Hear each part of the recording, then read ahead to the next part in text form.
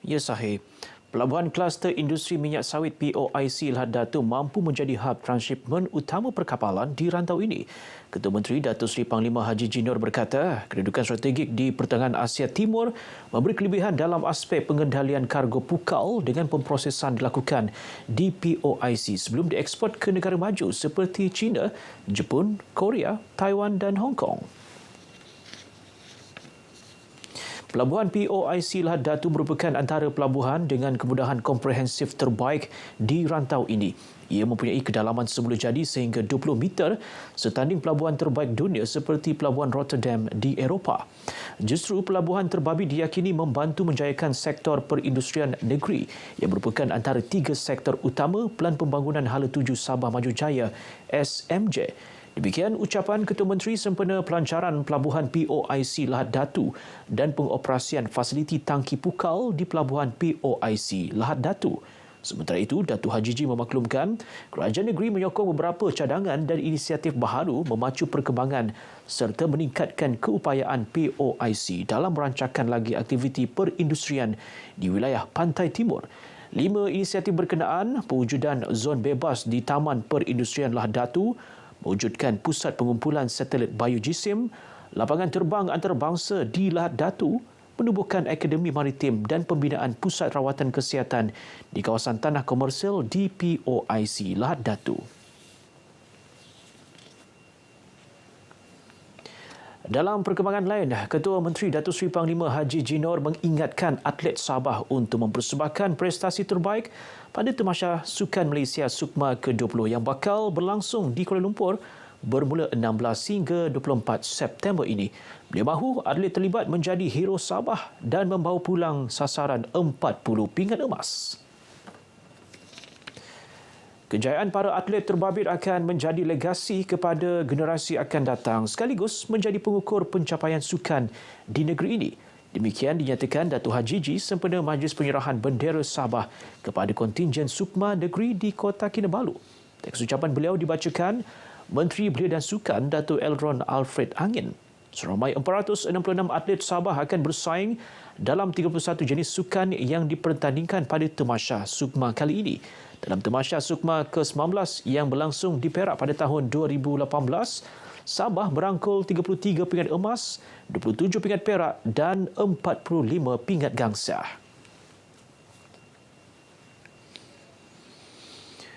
Persatuan Kebangsaan Melayu Tawau PKMT mampu main peranan penting bantu tingkat ekonomi dan pendidikan masyarakat, khususnya di daerah Tawau. Ahli Dewan Undangan Negeri Adun Apas Datuk Nizam Abu Bakar Titingan berkata, PKMT, badan bukan kerajaan NGO tertua di Sabah pada awal penubuhannya, membantu membela kebajikan rakyat ditindas pada zaman penjajahan British dan Jepun. Seiring perkembangan semasa, PKMT perlu menarik penglibatan generasi muda dengan memperbanyak program memperkasa pemikiran kreatif dan kemahiran teknologi.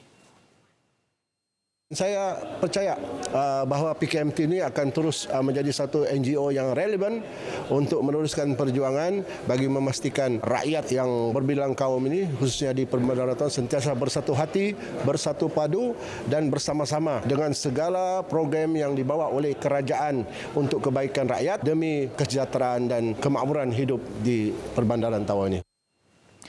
Datuk Nizam menyatakan demikian kepada media selepas merasmikan mesyuarat agung tahunan PKMT di Dewan Tun Mustafa Masjid Raya Tawau.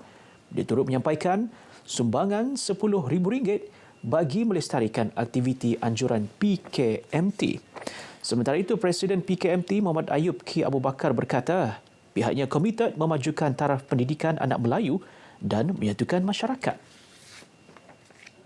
Untuk memartabatkan lagi bangsa Melayu. Tidak kira apa suku kaum yang ada asalkan Melayu Islam.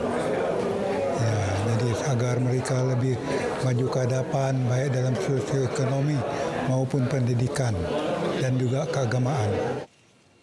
PKMT kini mempunyai lebih 3,000 ahli. Sambutan Bulan Kebangsaan terus dimeriahkan dengan pertandingan lagu-lagu Irandun terbuka Sabah anjuran Persatuan Iranun Kota Belud Sabah Perisa yang diadakan di Kota Belud. Lebih menarik, pertandingan disertai masyarakat pelbagai kaum yang fasih berbahasa Iranun. Menurut Presiden Perisa Dato' Almuddin Kaida, sambutan terhadap pertandingan ini sangat menggalakkan. Pertandingan ini juga adalah sebagai penggalak kepada generasi muda supaya mereka terus mencintai bahasa Iranun dan memahami bahasa Iranun. Dan pertandingan ini juga satu cara untuk kita, di samping menyungkil bakat, kita juga menjadikan pertandingan ini supaya generasi muda Iranun itu terus mencintai dan memahami bahasa Iranun. Pertandingan lagu-lagu Iranun Terbuka Sabah 2022 terbahagi kepada kategori terbuka dan kanak-kanak. Dirasmikan Wakil Rakyat Usukan Datuk Seri Panglima Dr. Muhammad Saleh Tun Said. Johan kategori terbuka membawa pulang wang tunai RM1,500, sijil dan trofi, manakala johan kanak-kanak membawa pulang wang tunai RM500, sijil dan trofi. Sebenarnya ini pertama kali saya menyanyikan lagu Iran, membawakan lagu Iranun. Saya bukan daripada bangsa Iranun, suku kaum Iranun, tapi saya berminat untuk membawakan lagu Iranun ini. Di masa akan datang, saya dapat menimba ilmu daripada lagu-lagu tersebut. Saya gembira sebab kerana saya dapat menyanyi, kerana ibu bunda saya memberikan lagu ini untuk saya nyanyi. Saya suka sekali untuk menyanyi lagu ini. Selain nyanyian, program turut diserikan dengan bacaan sajak kemerdekaan. Kumpulan Pratama Legacy akan berpeluang mewakili Sabah ke Festival Tari Malaysia FTM 2023 setelah berjaya meraih juara FTM peringkat negeri. Juara turut membawa pulang hadiah RM3,000 beserta medal dan sijil. Pratama Legacy mempamerkan persembahan kreatif dan memukau dalam dua kategori, iaitu tarian rampaian tradisional Malaysia dan tarian etnik kreatif, mengalahkan 4 kumpulan lain. Ketua Pengarah Jabatan Kebudayaan dan Kesenian Negara JKKN, Mesran Muhammad Yusof berkata, berpuas hati dengan penganjuran FTM mencungkil bakat-bakat baharu, koreografi dan seni tari. Saya mengharapkan peserta-peserta yang ada pada kali ini tetap terus menunjukkan atau menampilkan kesungguhan mereka, kebagusan mereka, kelebihan mereka yang ada, dan dalam masa yang sama saya berharap bukan saja di Sabah, juga pasukan-pasukan lain di seluruh Malaysia sama-sama menggembling tenaga membantu jabatan untuk memastikan seni budaya kita tetap terus berada di tempat yang tinggi. Beliau ditemui RTM selepas menyampaikan hadiah pemenang FTM 2022 peringkat negeri di Kota Kinabalu. Naib juara disandang kumpulan Rentaka yang membawa pulang wang tunai RM2,000, medal serta sijil, manakala tempat ketiga Nuansa Dancer Troupe memenangi RM1,000, medal dan sijil. Mixed feeling, and saya rasa perasaan happy itu saya nak rasa selagi belum bersama dorang. Usaha kami still same, kami berusaha sama-sama. Apa yang kami buat dalam piece tadi, kami sama-sama berkongsi idea, sama-sama cari apa yang perlu kami tayangkan. Sebelum proses mendapat tempat kedua ni ataupun mengikut pertandingan ni, dia memang banyak ujian sebenarnya. Pelbagai ujian, tapi itu adalah bukan satu alasan, tetapi ada satu orang bilang membangkitkan semangat sebenarnya. Apapun yang kami kecapi adalah hasil yang saya rasa adalah daripada hasil penari itu sendiri.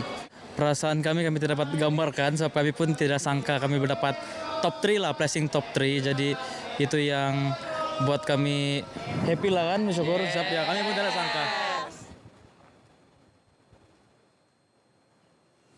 Baik, sekian perkembangan berita dari Sabah untuk petang ini. Ikuti lebih banyak berita dalam negeri setiap hari kami bawakan dalam Berita Wilayah. Kembali bersama Sahi di Angkasa Puri. Teruskan Sahi. Terima kasih Edwin. Kita akan